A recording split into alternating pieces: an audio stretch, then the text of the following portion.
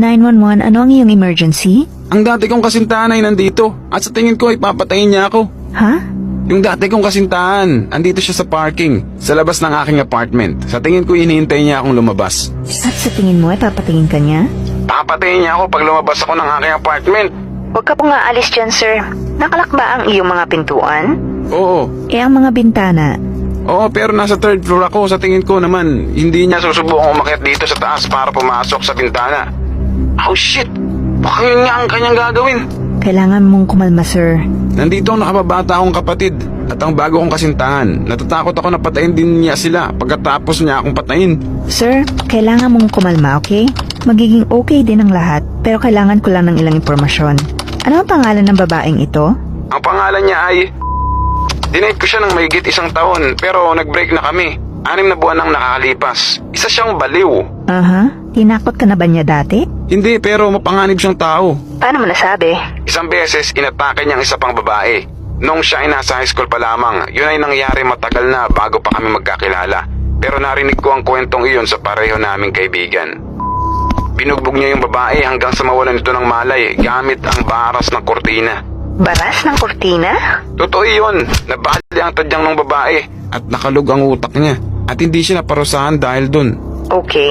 At nung nagdi-date pa kami, tinakot niya ang mga kaibigan kong babae. Sobrang nagsiselos siya sa kanila at pinaghihinalaan niya ako na niloloko ko siya. Aha. Nag-iwan siya ng mga mensahe sa kanilang answering machine. Hindi ko alam kung paano niya nakuha ang mga numero nila. Pero nag-iwan siya ng mensahe na may mararasa salita at tinakot sila. Tapos? Nung naghiwalay na kami, tinakot din niya ako. Sinusundan niya ako mula sa bahay hanggang sa aking trabaho ng ilang beses. Isang beses nag-iwan pa siya ng patay na ibon sa harapan ng aking kotse.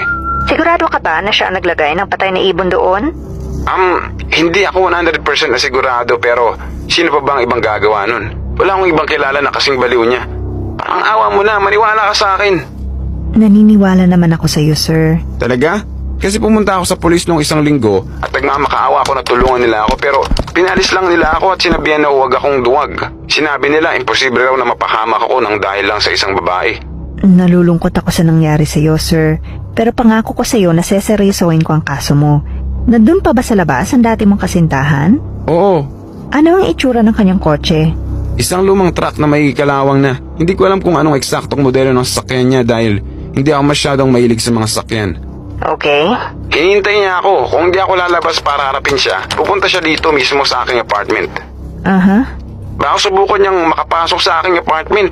Ano ang iyong address, sir? Okay, sir. Papunta na ang mga pulis dyan. Sabi mo kanina kasama mo sa apartment ng kapatid at kasintahan mo, di ba? Oo, teka lang. Kara ko namin si Sammy, pumunta kayo sa kwarto at ilak mo yung pinto. Ligtas ba sila? Oo, pinapunta ko na sila sa kwarto.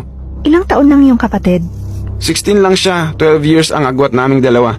Isa siyang surprise baby. 14 ang nanay ko nung nagbuntis siya sa kanya. Shit, bakit ko ba ito sinasabi? Okay lang, sir. Shit. Ano nangyari? Umalis siya sa kanyang sakyan. Umalis sa kanyang sakyan.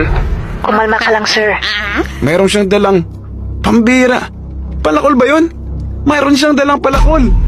Sir, pumasok ka sa inyong kwarto kasama ang iyong kapatid at kasintahan. Papunta na mga pulis. Bilisan nila kamo. Pumunta ka na sa inyong kwarto, sir.